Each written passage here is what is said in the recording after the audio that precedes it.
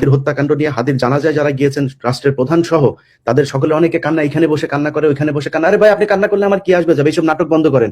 আপনি আজকে 10 দিন হইতে গেল, আপনি তার একজন হত্যাকারীকে আপনি ধরতে পারেন নাই। ওর মারে ধরেন, বাপেরে ধরেন, এরে ধরেন, ওরে ধরেন, হত্যাকারী কোথায় সেটা সুনির্দিষ্টভাবে এই দেশের মানুষ জানতে চায়। অনেকের কাছে মনে হইতে পারে যে দেশ খুব সুন্দর চলছে, দেশে কোনো ধরনের কোনো কথাবার্তা বলা যাবে না। এই কথা ভাই আওয়ামী লীগও বলতো, একই ওয়েতে বলতো যে যারা এরা হচ্ছে দেশ বিরোধী। আমরা আজকেও সেই দেশ বিরোধী, তখনও দেশ বিরোধী ছিলাম। আমাদের গত 2 দিন ধরে বাংলাদেশে একটা জিনিস আমরা দেখছি যে বাংলাদেশে নাকি কিছু কিছু মানুষ বিশৃঙ্খলা তৈরি করতে চাচ্ছে। সেখানে আমার নামও এসছে। আমরা বিদেশে বসে কেউ কেউ দেশে বিশৃঙ্খলা তৈরি করতে চাচ্ছি। দেশটা সুন্দরভাবে চলা প্রয়োজন। তো যাদের কাছ থেকে শুনছি এই দেশটা সুন্দরভাবে চলা প্রয়োজন, 2024 সালের 5ই আগস্ট থেকে আজকে 2025 সালের ডিসেম্বর, টোটাল তাদের দলের 53 জন কর্মী নিহত হয়েছে নিজেদের মাঝে কোপাকুপি, গোলাগুলি, মারামারিতে।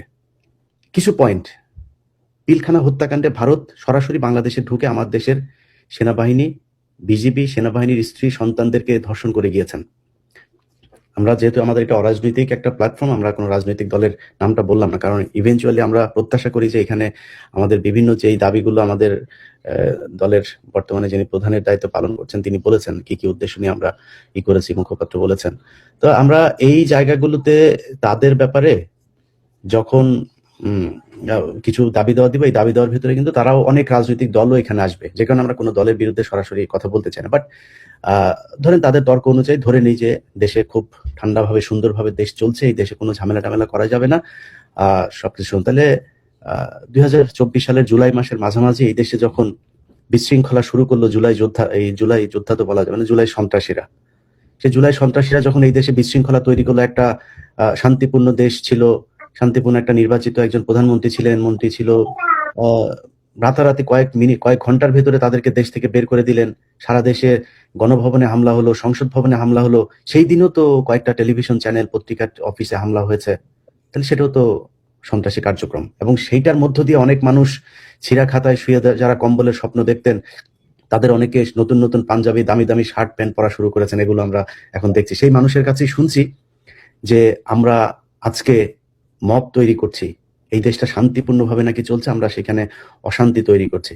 তো আমরা যখনই আপনারা আলোচনা করছিলেন, আমি আমাদের যদিও এখানে বলা হয়েছে 3 মিনিট করে সময়, দয়া করে আমার সময় থেকে ওই সময়টা কেটে নিয়েন না। আমি আপনাদেরকে একটা ভিডিও দেখাইতে চাই, যেই ভিডিওটা এখন থেকে কিছুক্ষণ আগের, এই ঠাকুরগাঁয়ের ঘটনা, আজকের ঘটনা, কিছুক্ষণ আগে আমাকে সেই ফুটেজটা পাঠানো হয়েছে।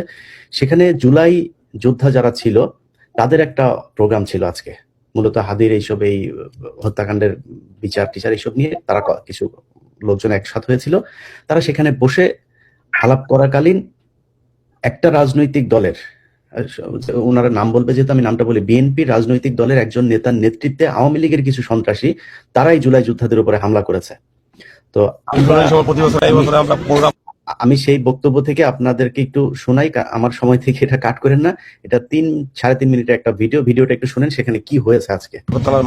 বিএনপি নেতা আমরা খুবই লজ্জিত এবং আমরা মহাসচিব, কিন্তু খুব দুঃখের বিষয় আমাদের একজন নেতা তাকে ছাড়িয়ে নেয় এবং ঠাকুরগাঁও জেলা মুক্তিযোদ্ধাকে নিয়ে হুট করে ছাত্রীদের ছেড়ে আতঙ্ক করে আমরা তাকে ধরে ফেলি। ধরে ফেলার পরে আমরা পুলিশের খবর দিই, পুলিশ তাকে গাড়িতে ধরে। কিন্তু খুব দুঃখের বিষয় আমাদের একজন নেতা তাকে ছাড়িয়ে নেয়, সদর থানার মাহবুব হোসেন চুই, বিএনপি নেতা। আমরা খুবই লজ্জিত এবং আমরা মহাসচিবের কাছে এর সুষ্ঠু বিচার চাই এবং তার পদত্যাগ দাবি চাই। কেন ঠাকুরগাঁও আত্মার একজন আয়োজন ছিল, ওই অ্যাডভোকেট লিওন, সে এই সন্ত্রাসীকে গাড়িতে নেমে যায়। কিন্তু আমরা জুলাই আন্দোলনে দেখছি তার সম্পৃক্ততা ছিল এবং কি তার একটা আমার কাছে ভিডিও ক্লিপ ছিল এবং তার একটা ছবি ছিল। তার বন্ধু বান্ধব যায় পার্টি করে দিয়েছিল, সেই থেকে এসে সবসময় আওয়ামী লীগ ছাত্রকে সংগঠিত করতে চাইছিল। কিন্তু আমরা এখানে ঠাকুরগাঁও আতঙ্কবাদ গেজেট বুক জুলাই যোদ্ধারা এটা প্রতিরোধ করি এবং তাকে ধরে ফেলি। ধরে ফেলার পর আমরা পুলিশের গাড়িতে তুলিতে সক্ষম হই। কিন্তু খুবই দুঃখ এবং দুঃখের সাথে বলতে চাই যে আমাদেরই এক নেতা কিভাবে তাকে মাহবুব হোসেন তুহিন, জেলা সদর থানার বিএনপির সাধারণ সম্পাদক, সে কিভাবে এবং লিওন অ্যাডভোকেট, সে কিভাবে তাকে এই গাড়ি থেকে ছিনিয়ে নেয়। এবং পুলিশের যে ভূমিকা আমি দেখলাম, সে যে মনে হয় বাংলাদেশের প্রতিদিন নাগরিকদের নিরাপত্তা এই পুলিশের মাধ্যমে নাই। আমরা এই পুলিশকে এইভাবে দেখতে চাই না, পুলিশকে আমরা শক্তিশালী দেখতে চাই। কোনো নেতার কোথায় কোনো সন্ত্রাসী না ছাড়ে আমরা বাংলাদেশ জনগণের কথা শুনতে হবে।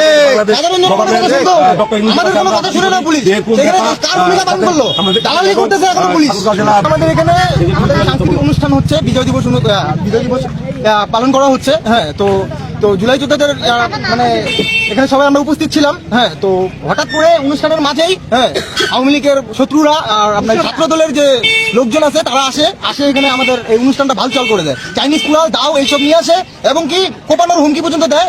আমরা প্রতিরোধ করি, ঠিক আছে, প্রতিরোধ করে তাকে ধরে আমরা পুলিশের আওতায় করি, ঠিক আছে। কিন্তু পুলিশের আওতায় করার পরেও সে আমাদের এখানকার কিছু নেতা আছে, হ্যাঁ, তো বিএনপির কিছু নেতা আছে, তারা এখানে আসে এখানে তাদেরকে ছুটাই দিছে, ঠিক আছে। কিন্তু আমরা সুষ্ঠু কোনো বিচার পাইলাম না, পুলিশ তাদেরকে ধরলো না, পুলিশ কেন ছাড়লো, এটা জবাব চাই, এটা জবাব চাই আমরা, এটা জবাব চাই। আমরা এই যে পুলিশের গাড়ি আমরা রাখছি যে আসামি না নেওয়া পর্যন্ত আমরা পুলিশের গাড়ি ছাড়বো না। এখানে প্রশাসনের অনুমতি নিয়ে একটা সুন্দর প্রোগ্রাম করা হচ্ছে, যেখানে অংশগ্রহণের জুলাই যোদ্ধারা এখানে নৃত্য চলাকালীন লিওনের অ্যাডভোকেট লিওনের নেতৃত্বে ছাত্রলীগের ছেলেরা একটা বড় দাও কুড়াল বসিলা চাইনিজ কুড়াল সব কোনো কথা নেই, এখানে কোনো অনুষ্ঠান হবে না,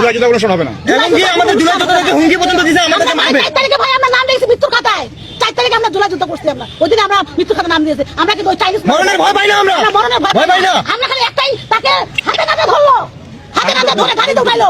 কেন সেখানে নেতারা আসে তাকে মুক্ত করাইলো এবং সেই নেতা যদি পুলিশ যদি এটাই গাড়ি ছাড়ে যায় তাহলে আইন বলতে কিচ্ছু নাই, তাহলে আমাদের নিরাপত্তা কোথায়? হাতের মধ্যে কালকে আমিও মারা যাবো, এটা করে যাবো, আমার ছেলে ইতি হয়ে যাবে, আমার স্বামী নাই, আমার ছেলে ইতি হয়ে যাবে, হাতের মধ্যে আমিও মারা যাবো, হাতের মধ্যে শালম ভাই মারা যাবে।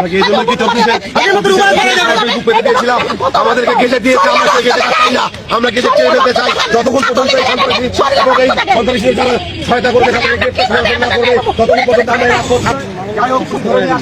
আর ভিডিওটা এই কিছুক্ষণ আগের, তো সেখানে তাদের কি করা হয়েছে। তো আমরা যদি শান্তিপূর্ণ দেশ আসলেই চাই, তাহলে তো শান্তিপূর্ণ চাইলে সবখানি শান্তিপূর্ণ দেশ হইতে হবে। এখন যদি মনে করেন, আমি এতক্ষণ বললাম যে 5ই আগস্টের আগ পর্যন্ত যে এই জুলাই যোদ্ধা, জুলাই সন্ত্রাসীরা যে সন্ত্রাসী কার্যক্রম করে শেখ হাসিনাকে দেশ থেকে ছাড়াইলো, সেটা যদি মনে করেন যে না, দেশের তখন খারাপ কিছু কাজ চলছিল, সেই প্রেক্ষিতে সেটা করতে বাধ্য হয়েছিল মানুষ, যদি তাই হয়ে থাকে, তাহলে 5 তারিখের আগে এই বাংলাদেশে কি হতো যেটা এখন হচ্ছে না? আমার কি পার্বত্য চট্টগ্রামে কি পাঠানো হয়েছে? যে শেখ হাসিনা যে শান্তি চুক্তির নামে যে দেশ বিক্রি করে দেওয়ার যে পরিকল্পনা ভারতের সাথে করেছিল, সেখানে কি নতুন করে আমাদের সেই সেনা ক্যাম্পগুলো কি বসানো হয়েছে? আচ্ছা, ঘুষ কি বন্ধ হয়েছে? দুর্নীতি কি বন্ধ হয়েছে? টেন্ডারবাজি বন্ধ হয়েছে? বাস স্ট্যান্ড, টেম্পো স্ট্যান্ড সব বিভিন্ন স্ট্যান্ডে যেসব দখলবাজি বিভিন্ন ধরনের বিভিন্ন রাজনৈতিক দলের নেতারা, ছাত্রদের ভেতরে অনেকে সেগুলোর সাথে জড়িয়ে গিয়েছে, সেগুলো কি বন্ধ হয়েছে? বন্ধ তো হয়নি। যদি বন্ধ না হয়, তাহলে এখন কেন এখন যারা আছে তাদের বিরুদ্ধে কেন মানুষ কথা বলতে পারবে না? আমার ফেসবুক পেজ সরকার বাংলাদেশে বন্ধ করে রেখেছে। আমার দ্বিতীয় ফেসবুক পেজ একটা, সেই পেজটার তারা বিভিন্ন পোস্টগুলো তারা বাংলাদেশে রেস্ট্রিকশন দিয়ে দিচ্ছে। তো যারা দেখতে পাচ্ছে না তাদেরকে বলবো ভিপিএন দিয়ে দেখবেন। যাই হোক, এখন আমরা আজকে যেটা করতে যাচ্ছি, সেটা কেন করতে যাচ্ছি, আপনারা কে কেন করবেন, যারা দেখছেন তাদের যার কাছে প্রশ্ন করবেন, সে কেন করবেন, আমি আমার প্রশ্নের উত্তরগুলো দিয়ে দিই। সেটা হচ্ছে যে কিছু পয়েন্ট, পিলখানা হত্যাকাণ্ডে ভারত সরাসরি বাংলাদেশে ঢুকে আমার দেশের সেনাবাহিনী, বিজিবি, সেনাবাহিনীর স্ত্রী সন্তানদেরকে ধর্ষণ করে গিয়েছেন, বা তারা সেই সুযোগ তৈরি করে দিয়েছেন। সেটার বিচার করার জন্য একটা স্বাধীন তদন্ত কমিশন গঠন করা হয়েছে। আজকে প্রায় 15 দিন হইতে গেল, তারা সেই রিপোর্ট দিয়েছে। সেই রিপোর্টের প্রেক্ষিতে কোনো ব্যবস্থা নেওয়া হয় নাই। স্বরাষ্ট্র উপদেষ্টা সরাসরি বলে দিয়েছেন যে তোমরা আমার নাম এখানে নিয়ে এসেছো। আমাদের এখানে সেই কমিশনের একজন ব্যক্তি ছিলেন, তিনি হয়তো আমাদের সাথে যুক্ত হবেন, সরাসরি বলে দিয়েছেন তোমরা আমার নাম নিয়ে এসেছো, তোমাদের কোনো নিরাপত্তাও দেওয়া হবে না, তোমাদের এই রিপোর্ট নিয়ে কোনো কাজও করা হবে না। স্পষ্ট। আমরা হাদির মৃত্যুর পরে একটা জিনিস খুব দেখছি, কিছু সুশীল কিছু পত্রিকা, টেলিভিশন, তারা প্রথম আলো, ডেইলি স্টারের ব্যাপারে কথা বলার খুব চেষ্টা করছেন। প্রথম আলো, ডেইলি স্টার বাংলাদেশের জনগণ যেই ক্ষোভ থেকে তাদের উপরে যে ঘটনা ঘটেছে, সেই ক্ষোভের বহিঃপ্রকাশ আজকে না, তো এটা তো 5 তারিখের পরপরই হয়েছে। বিভিন্ন টেলিভিশন পত্রিকাতে হামলা হয়েছে, তো যেগুলোতে হয় নাই সেটার জন্য আপনারা কি ব্যবস্থা নিয়েছেন? এই প্রথম আলো সাংবাদিক নিজে আজকে আমাদের এখানে উপস্থিত আছেন, মুফতি হারুন হিজার। জিজ্ঞেস করেন, তিনি অজ্ঞাত থাকা অবস্থায় অজ্ঞাত স্থানে যখন তাকে জিজ্ঞাসাবাদ করা হয়, সেখানে টেলিফোনে, ভিডিও কলে প্রথম আলোর সাংবাদিকরা লাইনে থেকে তারপরে তাদের কোশ্চেন করত। এই কালবেলার যিনি সম্পাদক সন্তোষ শর্মা, তিনি তার পাশে বসে ভারতীয় রয়ের লোকজনকে নিয়ে তারপরে তাকে জিজ্ঞাসাবাদ করত। এরকম অসংখ্য আলেমকে জিজ্ঞাসাবাদ করা হয়েছে। আজকে পর্যন্ত সেই আলেমদের ভিতরে অনেকে জেলখানায় আছেন, জেল থেকে বের হচ্ছেন। 2 দিন আগে একজন বের হয়েছেন, তাকে আবার অ্যান্টি টেররিজম ইউনিট তাদের করে নিচ্ছে। এখন অনেকের কাছে মনে হইতে পারে যে দেশ খুব সুন্দর চলছে, দেশে কোনো ধরনের কোনো কথাবার্তা বলা যাবে না। এই কথা ভাই আওয়ামী লীগও বলতো, একই ওয়েতে বলতো যে যারা এরা হচ্ছে দেশ বিরোধী। আমরা আজকেও সেই দেশ বিরোধী, তখনও দেশ বিরোধী ছিলাম। আমরা খালি দেশ বিরোধী কথাবার্তা বলি, কারণ কি, লুটপাটকারী যারা, তাদেরকে আপনি থামাইতে যখন যাবেন, তাদের বিরুদ্ধে যখন কথা বলবেন, তখন আপনি দেশ বিরোধী। আমার যে আলেমরা সন্ত্রাস বিরোধী আইনে আটক হয়েছিল, তাদের অসংখ্য আলেম এখন পর্যন্ত জেলখানায়। তার জন্য কি 5 আগস্ট কোনো পরিবর্তন এনেছে? পিলখানার হত্যাকাণ্ডের দায় চাপিয়ে দিয়ে যেই বিডিআর সদস্য বিয়ে করতে বাড়িতে গিয়েছেন ছুটিতে, তিনি এখন পর্যন্ত জেলখানায় আছেন ফাঁসির আসামি হয়ে। তার কি কোনো পরিবর্তন হয়েছে? যে ব্যক্তি বাজারে বসে তার পণ্যের জন্য একজনের কাছে চাঁদা দিতেন, সে এখন 3 জনের কাছে চাঁদা দেন, তার পরিবর্তন কি হয়েছে? কোথায় আমার স্বাধীনতা? বিদেশে যেতে, মালয়েশিয়া যেতে যে ব্যক্তি 5 লাখ টাকা 4 লাখ টাকা দিতেন, তার কি আজকে 3 লাখ টাকা লাগে, 2 লাখ টাকা লাগে?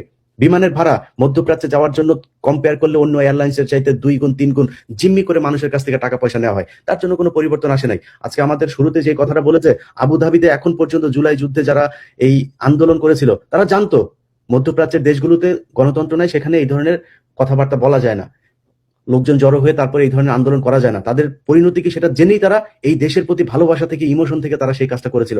এখন পর্যন্ত ডক্টর ইউনূসের একটা হ্যালোর ব্যাপার, ডক্টর ইউনূস তাদেরকে ছাড়িয়ে আনেন নাই। এই জবাব আপনি কার কাছে দেবেন?